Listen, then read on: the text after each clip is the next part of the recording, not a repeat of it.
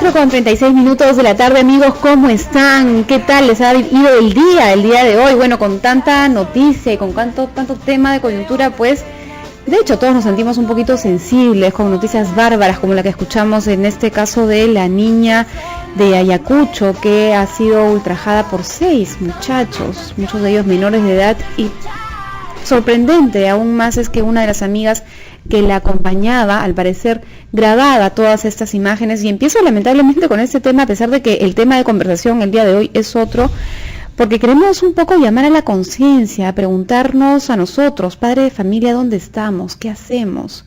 ¿Por qué llegamos a todos estos extremos? Y no solamente pensar en temas de autoridad o echarle la culpa a la internet o a una serie de cosas. O sea, este problema es mucho más grande, es todo un tema que tiene que ver con toda la sociedad y con lo que permitimos y dejamos de permitir, pero sobre todo, y no sé si me equivoco, tiene mucho que ver con temas de crianza, con principios, con valores.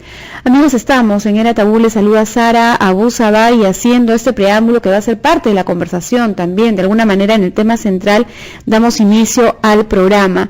Hoy vamos a hablar sobre la autoestima, un tema, un aspecto de la vida de todo ser humano muy importante, pero particularmente dirigido a los adolescentes. Nos acompaña José Baldión, quien es psicólogo especialista en familia. ¿Cómo estás, José? Buenas tardes, Sara. Buenas tardes a todos los amigos oyentes. Y sí, como tú has empezado tu comentario, conmovidos por esta noticia de un grupo de jóvenes y uno que otro mayor hayan cometido este hecho lamentable, ¿no? De violación, de abuso. Y terrible además, porque resulta que esto no es un caso único, aislado.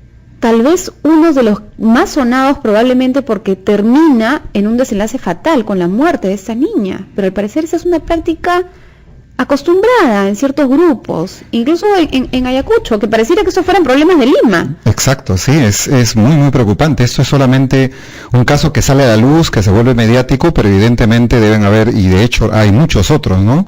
Y lo primero que me hace reflexionar a mí es un tema de ¿dónde están los padres? Vivimos tiempos en la que la ausencia paterna es muy marcada en la vida de los hijos, y de ahí entonces que el tema de valores, el tema de principios esté muy reñido, muy ausente también en la vida de los jóvenes, que lleva justamente a todo este tipo de situaciones. ¿Sabes, José? El viernes pasado el tema de conversación acá era un poco el rol de la mujer respecto de la maternidad, ¿no? Y se hablaban de las buenas madres y de las malas madres, ¿no? Las madres que están y las que no están.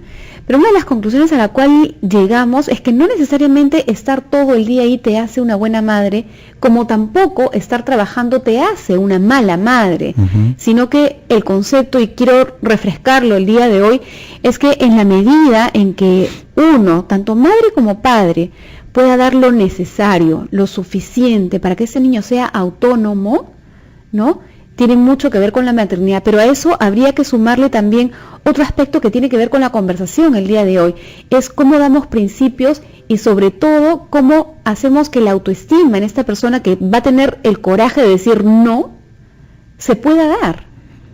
Correcto, sí, es importante, todo es un equilibrio, creo, ¿no? Padres que mucho énfasis le dan al trabajo, también no está tan bien, y padres que quieren pasar todo el tiempo con los hijos también pueden caer en la sobreprotección. Entonces, en salud psicológica siempre hablamos que todo es un equilibrio. En la medida que se sepa balancear el tiempo que se pasa con los hijos, como el tiempo profesional o laboral que se tenga, y la calidad de tiempo y la calidad de relación y de vínculos que puedan establecer los padres con los hijos, es finalmente lo que permitirá que moldeen una personalidad y una autoestima sana y positiva en ellos. El tipo de vínculo, qué importante con la autoestima. Tal vez sería bueno explicar brevemente, en la forma más sencilla, qué es el autoestima. Correcto. Yo siempre empiezo, cuando damos este tipo de temas y cursos de autoestima, con un pequeño test que tiene que ver con 3 preguntas básicas. ¿Qué pienso con respecto a mí mismo? Que tiene que ver con un componente básico de la autoestima, que es la autoaceptación. Después, ¿cómo me siento con respecto a los demás? Si me siento menos, me siento más. Y la tercera pregunta es, ¿cuán capaz me percibo de hacer frente a las demandas que tiene la vida? Estas 3 preguntas me están hablando de los 3 componentes básicos que forman la autoestima en todo ser humano. La primera pregunta de cómo me veo o me pienso respecto a mí mismo tiene que ver con la autoaceptación. O sea, cuánto me amo, cuánto me acepto a mí mismo. Tiene que ver y está en relación conmigo mismo. El segundo componente es la autovaloración y que tiene que ver y está en relación con los demás. No me siento más ni me siento menos, tengo un concepto equilibrado de mí mismo y me valoro y puedo interactuar y puedo socializar sanamente, socialmente bien. 4:47 de la tarde, amigos, estamos en Era Tabú. Les saluda Sara Abusabay y hoy estamos hablando sobre la autoestima, un aspecto de la vida fundamental para poder seguir avanzando. Ya nos está explicando el doctor José Baldión, quien es psicólogo, especialista en familia, que el no tener autoestima va a afectar las relaciones sociales. Puede hacer que una persona tenga una relación social no sana, o puede ser también que esa persona no quiera asumir responsabilidades, no quiera asumir retos, y eso se puede ver pues desde un adolescente fácilmente. Exacto, además de afectar las relaciones sociales, afecta su productividad en la vida. Entonces, al no confiar en sus potencialidades, en sus capacidades, en sus habilidades, que generalmente están bloqueadas por tener una autoestima dañada, entonces su capacidad productiva se ve mermada, se ve limitada. Todo niño, todo adolescente y todo ser humano tiene enormes y grandes capacidades, habilidades, pero que muchas veces no salen a luz, no se explayan porque están bloqueadas producto de temores que han afectado la autoconfianza, un componente de la autoestima, ¿no? Y repasando estos componentes de la autoestima, nos ha explicado que el aceptarse a sí mismo es una de ellas. Que se aprende. Que se aprende, ¿no? Okay. Que se aprende. Después, ¿cómo me veo yo frente a los demás? Ese es otro aspecto. Me siento más, me siento menos. Correcto. Y otro aspecto es si yo me siento o me sé de ser capaz. De obtener logros significativos en la vida, ¿no? Exacto. Y le decía yo también que hay muchas aristas que van bombardeando esos aspectos de la vida, ¿no? Y ahora que nos dice que el aceptarse a sí mismo es algo que se aprende. Eso quiere decir que los padres o el hogar mismo en casa tienen mucho que ver. Por supuesto. Hemos dicho que ningún niño nace sabiéndose amar a sí mismo. Eso lo aprende a partir de la experiencia interna, de la vivencia subjetiva que él tiene de sentirse amado. Entonces, yo no dudo que todo papá y toda mamá ama a sus hijos. El gran problema pasa que muchas veces no lo saben expresar, no saben comunicar y ese amor nunca les llega a los hijos. Y entonces estos hijos quedan dañados en ese componente de la autoestima. Vamos a recibir ya consultas de los oyentes. Okay. Tenemos a Julia en línea y ella está llamando desde Santa Rosa. Ella tiene 49 años. ¿Cómo está, Julia? Qué bueno que llamas. Buenas tardes, señorita. De verdad es una alegría de poder comunicar, y sé que ustedes me van a ayudar. Siempre estoy pendiente de este programa y me ayuda bastante. Ay, qué bueno, Julia. Cuéntanos. Señorita, yo tengo mi hijito de 2 años. Yo quisiera que usted me saque la duda de que la autoestima también puede afectar a los niños, a que ellos empiecen a no ser responsables con sus deberes del colegio, como un ejemplo que hace poco me ha pasado, ¿no? Claro, pero tú te refieres a tu niño de 2 años, ¿se refieres? ¿O a otro mayor? No, recién me ha pasado. Mi hijo tiene 12 años. Ah, 12 años. Ya, está en 6º grado. Por ejemplo, tenía que haber dado una exposición y él no me ha dicho la verdad. Y yo me iba al colegio y me he enterado que tenía que exponer, pero él no me cuenta, no me dice, ¿no? Y cuando va a dar una exposición, él sale así tranquilo, ¿no? Él ya me saqué mi nota y se acabó, ¿no? Entonces le digo que no es correcto, que él tiene que estudiar su tema, claro, investigar para que dé una buena exposición. Él dice, no asume. Yo no sé si su autoestima también puede afectar a que tenga esa actitud de mentir y no decirme a mí qué es lo que tiene, que si yo me entero pues así, y eso ya es consecutivamente, me está pasando con mi hijo. Buena pregunta, Rosa, vamos a ver qué te dice. Sí, a pesar que nosotros le inculcamos, tenemos que nos diga la verdad, todo, ¿no? Y no sé cómo ayudar a mi hijo, en verdad que yo me José, tal vez quieres hablar con Rosa. No, ya la escuché bien, creo que tengo algo que decirle. A ver. Ok. ¿Julia o Rosa era? Rosa. Julia, creo. Rosa. Ok, Rosa. Rosa está preocupada. Perdón, Julia, tienes toda la razón. Es de Santa Rosa. Sí. Discúlpame, Julia. Sí, yo había escuchado Julia. Sí. Lapsus, pero bueno. Sí. Julia está preocupada porque su puber, su adolescente de 12 años, como que está teniendo dificultades en el colegio y no está asumiendo la responsabilidad de dar examen, de dar exposiciones, de ser un buen alumno. Entonces, una conducta de un adolescente que no está siendo un buen alumno nos lleva a 2 hipótesis de lo que puede estar pasando. Uno es que está siendo irresponsable, o sea, no es un joven estudioso, responsable y preocupado, le importa poco las tareas, el estudio. Esa es una hipótesis que podemos tener.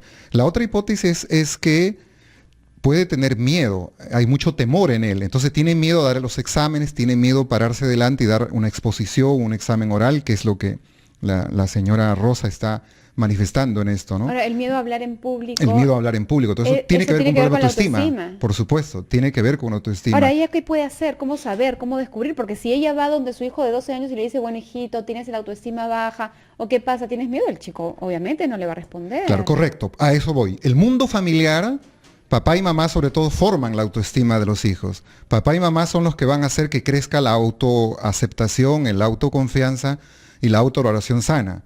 Entonces, que ese niño tenga miedo al público, a hablar, y inseguro y con complejos, significa de que su autovaloración es pobre. Entonces, ¿qué es lo que daña el concepto o el componente de la autovaloración? Es la crítica.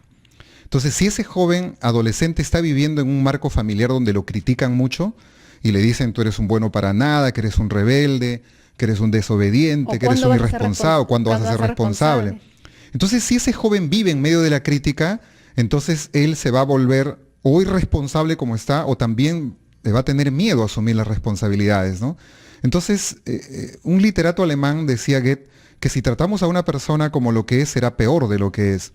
Pero si la empezamos a tratar como lo que debería ser, entonces será mejor de lo que es. Entonces, en la medida que si lo tratamos a nuestro adolescente como un rebelde, desobediente, irresponsable, va a ser mucho más que eso. Si lo empezamos a tratar de otra manera y decirle, hijo, tendrás tus dificultades, pero yo sé que tú eres responsable, yo sé que tú eres inteligente, yo sé que tú vas a llegar lejos en la vida, lo estoy elogiando, lo estoy reforzando en su autoestima, en su autovalía como persona, y el niño va a asumir esa nueva conducta, esa nueva imagen que sus padres le dan. Entonces, habría que ver con Rosa... ¿Con Julia? O con Julia, perdón. ¿Cómo es la relación y el vínculo entre papá y su hijo de 12 años? ¿Cómo es el vínculo de ella con él también?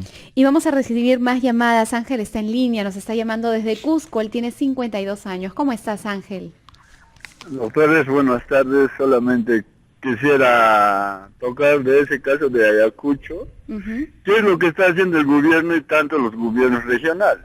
No se están preocupando mucho por educación. Más lo que se preocupan es pavimentar las carreteras, las pistas, hacer, no sé...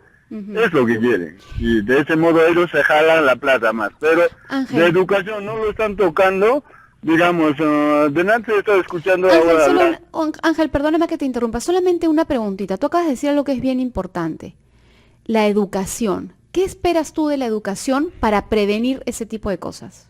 Ya, lo que quisiera del gobierno y tanto de los gobiernos regionales, que no estén poniendo mucho a los psicólogos al colegio. Lo que se necesita es psicólogos preparados, que sean psicoterapistas, psiquiatras, que lo preparen bien. Eso, en adolescentes, tanto en adultos, para aplicar a los papás que están faltosos y a los niños, que estén en los jóvenes un psicólogo que esté preparado como terapista. ¿Y qué hay de los padres?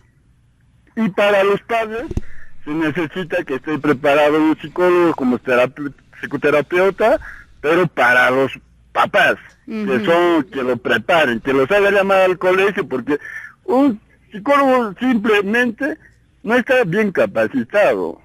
Bien. Más Bien, se Ángel. enferma. Ángel, gracias por habernos dado tu aporte. Es de verdad un tema bastante sensible y acá lo escuchamos porque nosotros como sociedad tenemos que empezar también a hacer el cambio. Si bien es cierto, las autoridades tienen muchísimo que hacer y tienen mucha responsabilidad también, los padres de familia también tenemos que empezar a hacer cambios en este chip que tenemos en nuestra mente respecto de la forma de criar y también de la forma de llegar a tener una buena paternidad o una buena maternidad. Gracias, Ángel, por tu aporte, y yo coincido con él. Falta preparar más a todos los profesionales en general, no solamente los psicólogos, a los docentes, a todas las especialidades y por supuesto también tanto padres como hijos, desde las escuelas debemos estar mucho más preparados.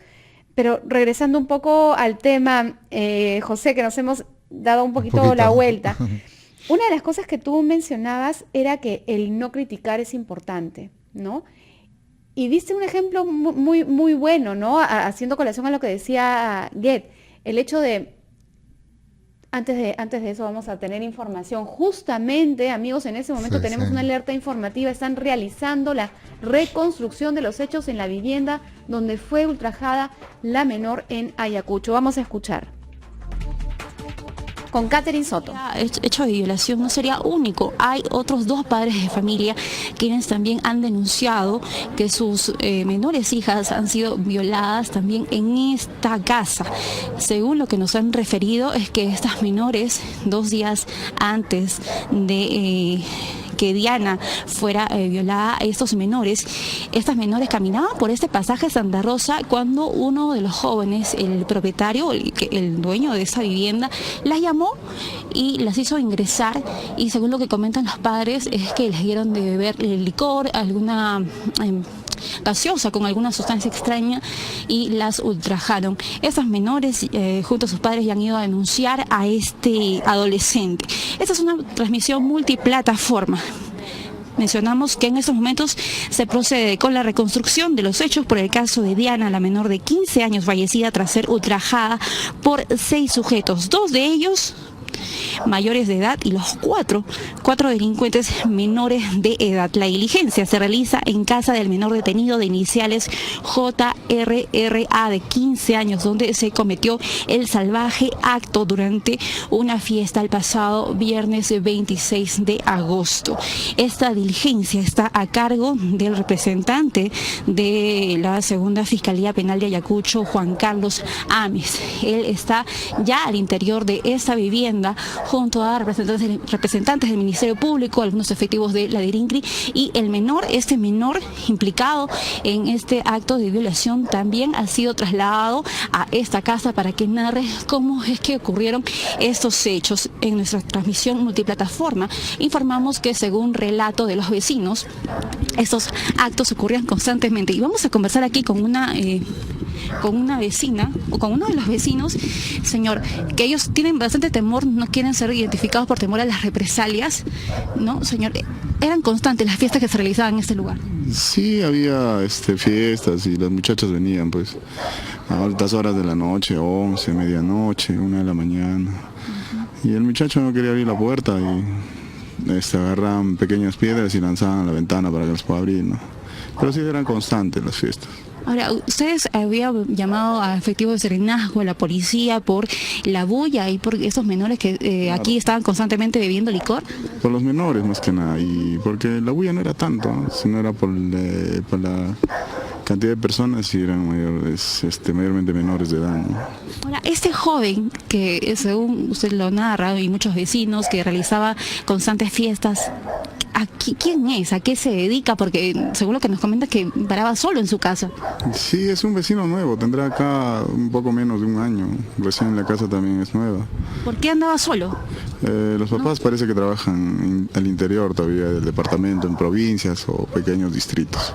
O sea, es decir, él vive solo en esta casa y sin ningún control, y siempre decía ingresar aquí a amigos porque paraba él en grupo.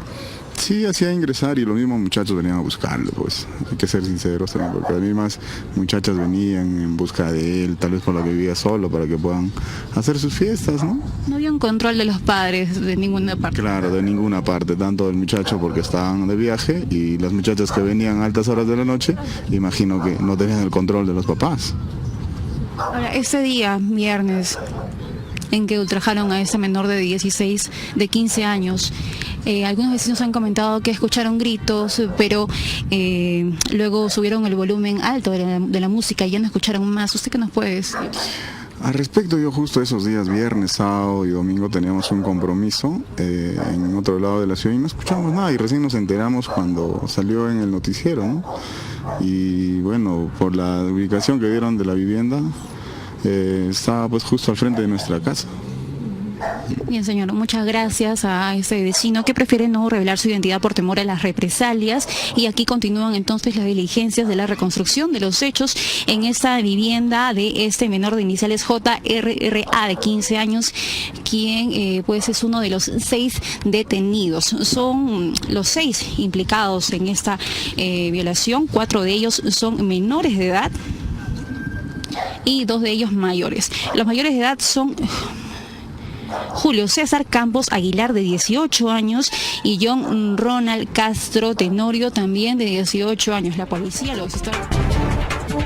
Gracias, Catherine, por la información. Estábamos en multiplataforma conociendo un poco más de los detalles de este trágico hecho, y en verdad trágico me queda corta con esa palabra, verdaderamente monstruoso y terrible saber que esto era constante, que esto no era el único caso, que en ese lugar todo el mundo sabía que habían fiestas, todo el mundo sabía que habían menores de edad, todo el mundo sabía que habían bebidas alcohólicas, y la pregunta del millón es, ¿dónde está la autoridad? ¿Y dónde están los padres? ¿Y dónde están los padres? ¿Los padres de este muchachito ya se acercaron? ¿Saben que es su hijo el que está ahí? Exacto. Y creo que esto sale a luz recién porque ha habido una muerte. Si es que no hubiera pasado eso, han pasado y otros casos que no ha salido, ¿no? Y es bastante lamentable esto. 5:03, creemos que está bien, ¿no? Porque una de las cosas que declaró uno de los vecinos es que me llama mucho la atención. Bueno, ese chico vive más o menos hace un año y a veces en la noche tarde venían las chibolas, hasta le tiraban piedras en la ventana para que le abran la puerta. ¿Por qué? Porque querían ahí tomar. Claro, entonces me pongo a pensar en tantas cosas en realidad, pero cómo es que la autoestima o algún aspecto de la autoestima tiene que ver con darle rienda suelta a una situación tan grave como esta. Exacto, yo creo que el componente de la autovaloración tiene que ver mucho con este tema, porque un adolescente, un joven, tiene que aprender a decir no. Justamente cuando una persona no sabe valorarse, no sabe amarse, hacerse respetar a sí mismo, entonces no sabe poner límites, entonces cae en este tipo de juegos, en este tipo de tragedias, ¿no? Entonces, pero ¿por qué se llega a esa situación de no saber poner límites? O sea, ¿qué ha pasado en la formación de este chico que llega a este punto? Bueno, seguramente ha vivido en una atmósfera familiar en la cual la comunicación de las normatividades ha sido difusa. Entonces, cuando se habla de enseñar normas a los hijos, podemos caer en una hipernormatividad, que es un legalismo, una sobreexigencia y tienes que ser casi perfecto, o en una hiponormatividad, donde hay un relajo en el cumplimiento de las normas, de los límites. Entonces ese niño, ese joven crece con normas distorsionadas y pues no se ciñe, no respeta esas normas y por eso no se valora. Y cómo a algunas personas de pronto puede sorprenderle, porque aun cuando en casa se van formando valores o se es una buena persona, cuando no hay límites claros, no hay moral o principio que lo resista. Sí, correcto, sí. Porque finalmente si el chico o chica es vulnerable porque de pronto entre tantas cosas tiene la autoestima baja, pues ¿qué me importa la moral? Total, acá me van a aceptar, total, acá de esa manera, aún siendo violenta, es la forma en que me están aceptando en un grupo. Por supuesto, claro.